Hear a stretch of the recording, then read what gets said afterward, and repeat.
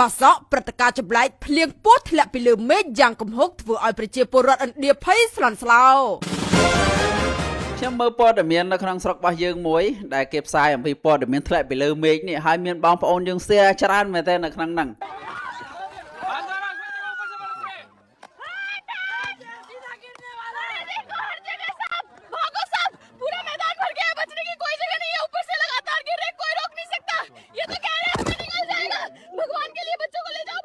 អ្នកទាំងអីកុំភ្លេចទៅជួយ follow ម្នាក់មួយផងដោយសារតែអ្នកដែលទស្សនាវីដេអូនេះគឺភាគច្រើនគឺអ្នកដែលអត់ទាន់បាន follow អញ្ចឹងអ្នកដែលទស្សនាវីដេអូនេះ follow គឺតិចមែនតើអញ្ចឹងសូមទៅជួយ follow ទាំងអស់គ្នាអរគុណគាត់អត់ដឹងថាវីដេអូនឹង AI ពិតឬក៏យ៉ាងម៉េច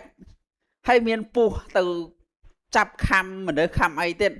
ហើយខ្ញុំគ្រាន់តែឃើញព័ត៌មានហ្នឹងខ្ញុំហួសចិត្តហ្មងអាហ្នឹងមិនដឹងថាគាត់មានស្ថាប័នណាមកផ្សាយអីមិនខ្ញុំមិនដឹងទេឬក៏គាត់គ្រាន់តែអ្នកធ្វើវីដេអូដូចខ្ញុំយករឿងឲ្យចម្លែកយកមកនិយាយដូចខ្ញុំដែរក៏មិនដឹងដែរប៉ុន្តែមានបងប្អូនយើង share ច្រើនមែនតើអំពីពស់ធ្លាក់ពីលើមេឃហ្នឹងគឺនៅឥណ្ឌាបើសិនជាយើងមើលទាំងរូបភាពទាំងអីហ្នឹងគឺពាក្យច្រើនគឺនៅឥណ្ឌាហ្នឹងឯងអញ្ចឹងនៅពេលដែលខ្ញុំចូលទៅមើលឲ្យច្បាស់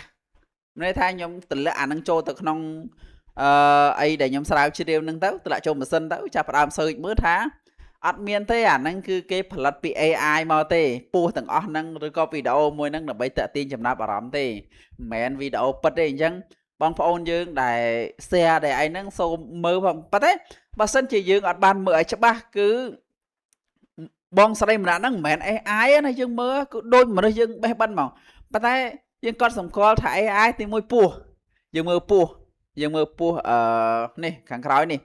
អញ្ចឹងពស់ហ្នឹងគឺវាមិនមែនដូចពស់យើងធម្មតាទេហើយទាំងការរត់ទាំងការអីហ្នឹងគឺហើយបើនិយាយពីសំឡេងវាស្តៀងទៅនឹងសំឡេងមនុស្សយើងនិយាយគ្នាដែរមិនខុសគ្នាប្រហែលទេ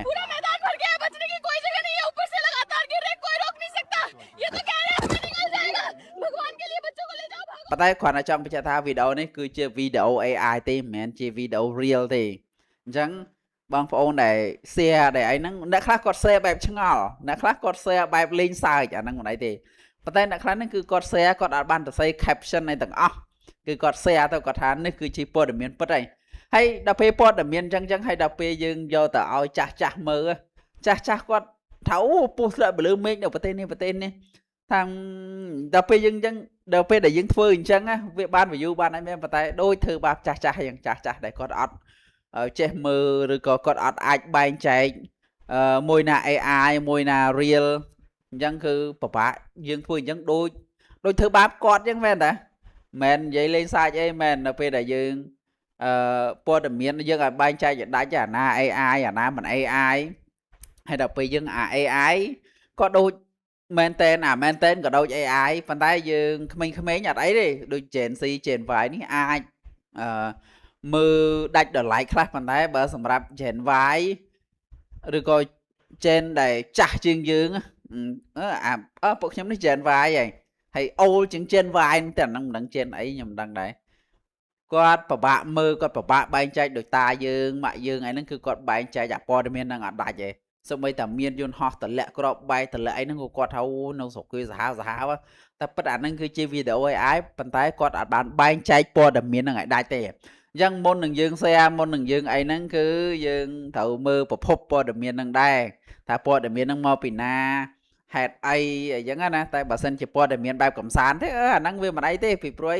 វាគឺជាព័ត៌មានបែបកំសាន្តអញ្ចឹងយើងលើកយកមកកំសាន្តដូចគ្នាតែបើក្មេងៗហ្នឹងគឺគាត់ share បែបកំសាន្តទេអញ្ចឹងវាមិនមែនជាបញ្ហាទេតែបើអ៊ំចាស់ទៀតគឺគាត់អត់បែងចែកអត់ដាច់ថាអាណាមែនតែនអាណាគេសំដែងអាណាគេធ្វើដល់ AI អាណាគឺគាត់បែងចែកអត់ដាច់ទេអញ្ចឹងយើងក្មេងៗហ្នឹងមុននឹង share មុនហ្នឹងគឺសូមប្រយ័ត្នអញ្ចឹងវីដេអូហ្នឹងមានតែប៉ុណ្្នឹងទេអ្នកទេកុំភ្លេចទៅជួយ like share និង subscribe ណាមួយផង